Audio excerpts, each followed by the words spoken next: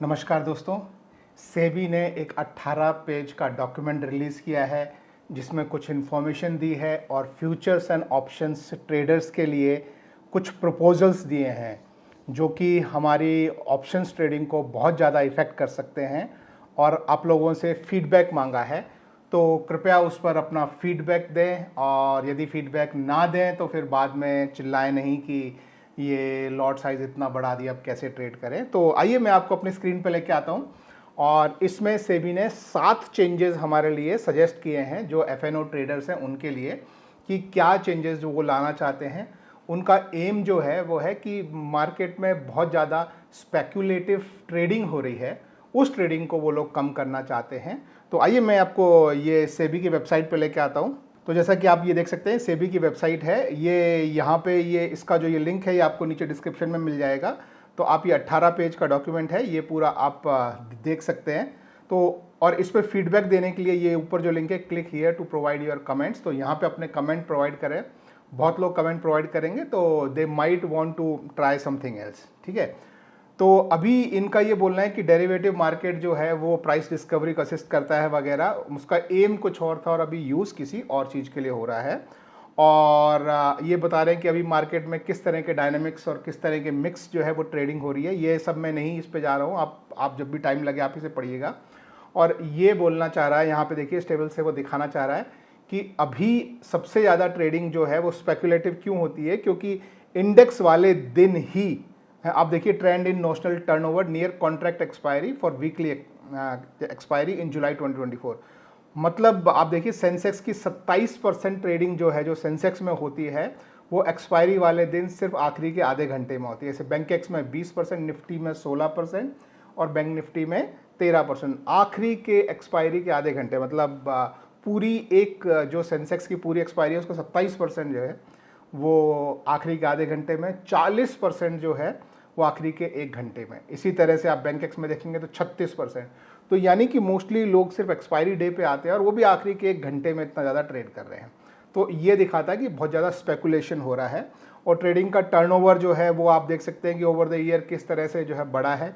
ये सारा इन्फॉर्मेशन वो दे रहे हैं, लेकिन इन सबको मैं स्किप कर रहा हूँ। मैं आपको आगे लेके जाता हूँ सीधा जहाँ पे उन्होंने जो है चेंजेस सजेस्ट किए हैं। ये देखिए, तो अब ये है measures propose to implement in index derivative segment. तो जो हमारा इंडेक्स डेरिवेटिव सेगमेंट है, ये ध्यान रखें, ये शेयर्स डेरिवेटिव के लिए नहीं है, इंडेक्स डेरिवेटिव्स में ही सबसे ज़्यादा ट्रेडिंग होती है और वहाँ पे ये लोग थोड़ा सा जो है वो अपना शिकंजा कसना चाहते हैं। तो ये उनके लिए जो है, और एम क्या है, तो उसमें इन्होंने 7 जो है सजेशन दिए हैं। पहला जो है रेशनलाइजेशन ऑफ स्ट्राइक प्राइसेस, यानी स्ट्राइक प्राइस अभी जो है वो स्ट्राइक प्राइसेस बहुत ज़्यादा है, आदमी बहुत deep out of the money जाके जो है वो लोग बाय करते हैं और 2-2, 4-4, 5-5 रुपए के लिए खेलते हैं, उनको जो है वो कम करना। तो अभी ये बोलते हैं कि देखिए निफ्टी में अभी 35-35 स्ट्राइक प्राइस हैं दोनों साइड पे, बैंक निफ्टी में भी 45-45 स्ट्राइक है दोनों साइड पे, जो कि लगभग 7 से 8% तक बाहर जाती हैं। उनको ये लोग जो है वो कम करके, और ये कम करके लाना चाहते हैं 4% पे, और दोनों तरफ मतलब टोटल 50 स्ट्राइक ही जो है वो रखी जाए। तो यानी अभी 35 और 45 जो स्ट्राइक प्राइसेस हैं उनको कम करके और 25-25 स्ट्राइक प्राइस, यानी जो काफ़ी सस्ती वाली जो स्ट्राइक प्राइस है वो हटाई जाए। ये इनका पहला प्रपोजल है। दूसरा जो प्रपोजल है वो है upfront collection of option premium. तो ये आपको डिटेल में पढ़ना है तो आप ये वीडियो रोक के भी पढ़ सकते हैं, लेकिन मैं आपको समझा देता हूँ। और ये एक्चुअली इससे अभी हमको ज़्यादा फर्क नहीं पड़ता है, क्योंकि अभी हम रिटेल यूज़र से जो है वो ऑलरेडी पूरा का पूरा जो है वो प्रीमियम हमसे मतलब ऑलरेडी अपफ्रंट लिया जाता है। तो हमारे लिए ये जो है ये ज़्यादा कोई फ़र्क नहीं डालता है। तो ये एक्चुअली बोल रहा है कि आपका जो प्रीमियम है वो पूरा अपफ्रंट में लिया जाए, उसमें कुछ भी उनको मार्जिन वगैरह ना दिया जाए। ऑप्शन बाइंग की बात हो रही है, तो वो ऑलरेडी हमारे साथ जो है वो किया जाता है। That is the point second. Third point जो है वो कुछ लोगों को अफेक्ट कर सकता है, वो उन लोगों को जो एक्सपायरी के दिन के जो है कैलेंडर स्प्रेड लेते हैं। कैलेंडर स्प्रेड क्या होता है, एक एक्सपायरी का कोई शेयर बाय कर लेना, दूसरी एक्सपायरी का सेल कर देना। तो इसमें क्या होता है, आपकी स्ट्रेटजी जो है वो डेल्टा न्यूट्रल हो जाती है, यानी अचानक कुछ प्राइस में मूवमेंट आया तो वही प्राइस का जो मूवमेंट है वो डेल्टा की वजह से जो है नेक्स्ट एक्सपायरी की उसमें भी आता है। तो आप सिर्फ वेगा, थीटा और गामा के लिए इसमें खेलते हैं। तो उसमें उन्होंने क्या किया है, removal of calendar spread benefit on expiry day, यानी एक्सपायरी वाले दिन, जिस दिन एक्सपायरी हो रही है उस दिन आपको कैलेंडर स्प्रेड का जो मार्जिन बेनिफिट मिलता है, क्योंकि आप एक कॉल बाय कर रहे हैं, एक कॉल आप सेल कर रहे हैं, तो इफेक्टिवली आपका मार्जिन बहुत ज़्यादा रिड्यूस हो जाता है। तो ये बोल रहा है कि एक्सपायरी वाले दिन जो इस तरह से कैलेंडर स्प्रेड कर रहा है कि आज कॉल बाय किया और अगले एक्सपायरी का सेल कर दिया, या आज कॉल सेल किया है आज की एक्सपायरी का, अगले एक्सपायरी का बाय कर लिया है, उसमें कोई भी मार्जिन बेनिफिट नहीं दिया जाएगा, आपको पूरा 100% मार्जिन देना पड़ेगा। तो ये सिर्फ कैलेंडर स्प्रेड वालों के लिए, और सिर्फ एक्सपायरी डे पे जो है वो, मतलब एक्सपायरी डे पे जो ट्रेडिंग होती है वो बहुत लोग जो है डेल्टा नहीं खेलना चाहते, उसमें सिर्फ थीटा के लिए खेलना चाहते हैं, तो उनके लिए जो है ये एक इशू है कि उन लोगों को थोड़ा सा बाहर किया जाए, तो मार्केट में एक्सपायरी डे पे थोड़ी ट्रेडिंग कम हो। This is proposal number 3। ये 3 थोड़े से बेसिक वाले प्रपोजल हैं, आगे हैं कुछ, आई थिंक 4th भी बेसिक है, 5th 6th 7th बहुत इंपॉर्टेंट है। नेक्स्ट है intraday monitoring of position limits.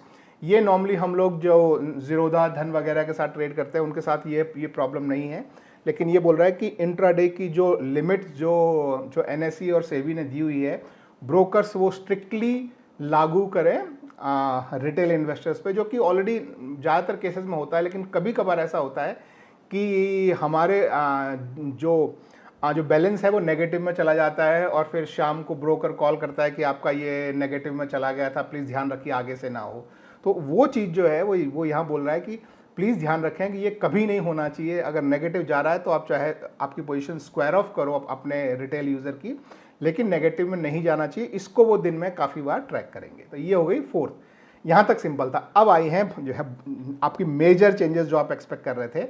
Number 5, minimum contract size. इसमें क्या है दोस्तों, अभी हमारे कॉन्ट्रैक्ट साइज जो है वो आप देखेंगे कि लगभग 6 लाख से 10 लाख के बीच में, या 5 लाख से 10 लाख, एक्चुअली ये बोलता है आपके कॉन्ट्रैक्ट साइजेस अभी जो हैं वो 5 लाख से 10 लाख के बीच में, नॉर्मली 6 लाख के आसपास मोटा मोटा एवरेज जो है वो कॉन्ट्रैक्ट साइज बैठते हैं। और ये 9 साल पहले रिवाइज किया था, वहाँ से हमारा इंडेक्स जो है वो 3 गुना ऊपर जा चुका है। तो इस समय की ट्रेडिंग के हिसाब से ये कॉन्ट्रैक्ट साइज जो है वो छोटा है। तो ये चाहते हैं कि ये कॉन्ट्रैक्ट साइज अब बड़ा किया जाए। ये ध्यान रखिए, ये कॉन्ट्रैक्ट साइज है, ये उसके लिए आप जो मार्जिन दे रहे हैं वो नहीं है। मतलब आप इफेक्टिवली समझिए कि जब आप एक लॉट कॉल सेल करते हैं, मान लीजिए आप उसका 1 लाख रुपए दे रहे हैं, तो वो 1 लाख के लिए आप 6 लाख का जो है वो आप इंडेक्स या शेयर जो है वो आप उसको ट्रेड कर रहे हैं इफेक्टिवली। तो आप मार्जिन कम दे रहे हैं, लेकिन ट्रेड आप जो ले रहे हैं वो बड़ा होता है। तो जो कॉन्ट्रैक्ट साइज होता है वो अभी जो है 6 लाख के आसपास मोटा मोटा है, बट ये लोग बोलते हैं 5 से 10 के बीच में है। तो उसको बढ़ा के फेज 1 और फेज 2 में 2 बार बढ़ाने का प्रपोजल है। फेज 1 में ये बोल रहे हैं कि उसको बढ़ा के 15 से 20 लाख किया जाएगा, यानी जहां अभी है उससे लगभग 2 गुना किया जाएगा। यानी कि अगर आपका अभी मार्जिन 1 लाख लगता है तो वो 2 लाख हो जाएगा फेज 1 में, मोटा मोटा। फेज 2 में जो है वो उसको प्रपोज कर रहे हैं कि वहां से हम 20 से 30 लाख करना चाहते हैं, यानी कि यहां से लगभग 3 से 4 गुना लॉट साइज जो है वो बढ़ाने का प्रपोजल है। और फेज 2 जो है वो फेज 1 के 6 महीने बाद लाने का प्रपोजल है। तो ये प्रपोजल पे ध्यान रखें, ये प्रपोजल पे जो फीडबैक आएगा वो करके अगर कुछ चेंजेस रिक्वायर्ड होंगे तो करेंगे, otherwise this will be implemented as it is. तो ये ध्यान रखें, आप अपना फीडबैक जरूर दें। तो ये था चेंज नंबर 5। अब चेंज नंबर 6 जो है वो है rationalization of weekly index product. तो यहाँ पे सेबी का बोलना है कि रोज रोज एक एक्सपायरी, किसी दिन तो 2 एक्सपायरी हो रही है, तो ये लोगों के लिए टू मच हो गया है। और लोग अब सिर्फ एक्सपायरी वाले दिन आखिरी का 1 घंटा खेलने आते हैं और उसमें स्पेकुलेशन करके गैम्बलिंग करके चले जाते हैं। तो उसको कम करने के लिए सेबी ने प्रपोज किया है कि दोनों एक्सचेंजेस को सिर्फ वीकली में एक एक्सपायरी दी जाएगी, बाकी आप जो है वो मंथली एक्सपायरी रखिए। तो 0 DT यानी डे टू एक्सपायरी जो है वो सिर्फ एक ही आपको जो है दी जाएगी। तो ये हो गया आपका चेंज नंबर 6 कि आपकी जो वीकली एक्सपायरी है वो दोनों इंडेक्सेस को, NSE को 1 एक्सपायरी, BSE को 1 एक्सपायरी वीकली दी जाए, बाकी एक्सपायरीज को मंथली रखा जाए। तो जो हर दिन 2 एक्सपायरी का कॉन्सेप्ट है वो मोस्टली हो सकता है ख़त्म हो जाए। एक दिन हो सकता है कि NSE की हो सकता है निफ्टी की एक्सपायरी हो, एक दिन हो सकता है सेंसेक्स की एक्सपायरी हो। तो वीकली हो सकता है सिर्फ ये 2 एक्सपायरी पे हम लोग मूव कर जाएं। ये है 6th नंबर। 7th है, ये 7th भी हमारे लिए खतरनाक है। तो हमने देखा 5th lot size increase, 6th number of expiries reduction to only 2। अभी हमारे इंडेक्स में जो है वो एक हफ्ते में यानी 5 दिन में 7 एक्सपायरी होती है, तो वो 5 दिन में 7 से 2 करने का प्लान है। नेक्स्ट जो है वो है increase in margin near contract expiry. तो कॉन्ट्रैक्ट एक्सपायरी जब होती है, नॉर्मली शेयर्स में आपने देखा होगा, आपने कॉल सेल किया है, पुट सेल किया है, तो एक्सपायरी के पास में आते आते जो है वो आपका मार्जिन बढ़ जाता है। और अब ये बोल रहा है कि उसके अलावा भी ये भी एम जो है वही किया है कि एक्सपायरी वाले दिन जो है वो बहुत ज़्यादा ट्रेड ना हो, तो एक्सपायरी वाले दिन और उससे एक दिन पहले एक स्पेसिफिक टाइप का यहाँ पे ELM करके जो है एक्सट्रीम लॉस मार्जिन करके मतलब एक्सपायरी वाले दिन और एक्सपायरी वाले दिन से एक दिन पहले, यानी डी डे या डी डे से -1 डे या D-1 डे पे वो 3% से 5% एक्स्ट्रा जो है वो बढ़ाया जाएगा आपका प्रीमियम। तो एक्सपायरी से एक दिन पहले जो है वो आपका देखो, at the start of the day before expiry ELM to be increased by 3%। तो अभी आपका जो ELM है वो 3% से बढ़ा दिया जाएगा, और एक्सपायरी वाले दिन आपका जो ELM है वो 5% से बढ़ा दिया जाएगा। तो इसमें आप मोटा मोटा आप ये समझ सकते हैं कि इसका मतलब मीनिंग क्या हुआ। अगर आप मान लीजिए 20 से 30 लाख के लॉट साइज पे जा रहे हैं और आप आउट ऑफ द मनी भी ट्रेड कर रहे हैं, तो हो सकता है एक्सपायरी वाले दिन आपका जो एक्सपोजर है आपको हो सकता है 7 से 8 लाख रुपए की रिक्वायरमेंट बढ़ जाए आपके 30 लाख रुपए के ऊपर। तो ये भी एक जो है वो काफ़ी, मतलब अभी आपको शायद 3 से 5% ही दिखाई दे रहा हो, लेकिन वो पूरे कॉन्ट्रैक्ट साइज के हिसाब से ये अमाउंट काफ़ी बढ़ जाता है। तो ये भी जो है वो आपका ज़्यादा पैसा लेके आप कम ट्रेड करें वाला मेन एम है, स्पेसिफिकली एक्सपायरी वाले दिन या एक्सपायरी वाले दिन से एक दिन पहले। तो ये 7 प्रपोजल हैं। इसमें से हमारे लिए 3 जो सबसे खास हैं वो है लॉट साइज इंक्रीज, अभी बोलता है 5 से 10 से बढ़ाकर 20 से 30 पे लेके जाएंगे। दूसरा है ELM मार्जिन जो है वो इंक्रीज किया है। तीसरा है नंबर ऑफ एक्सपायरी, 7 एक्सपायरी से वीकली 2 एक्सपायरी पे लाने का प्रपोजल।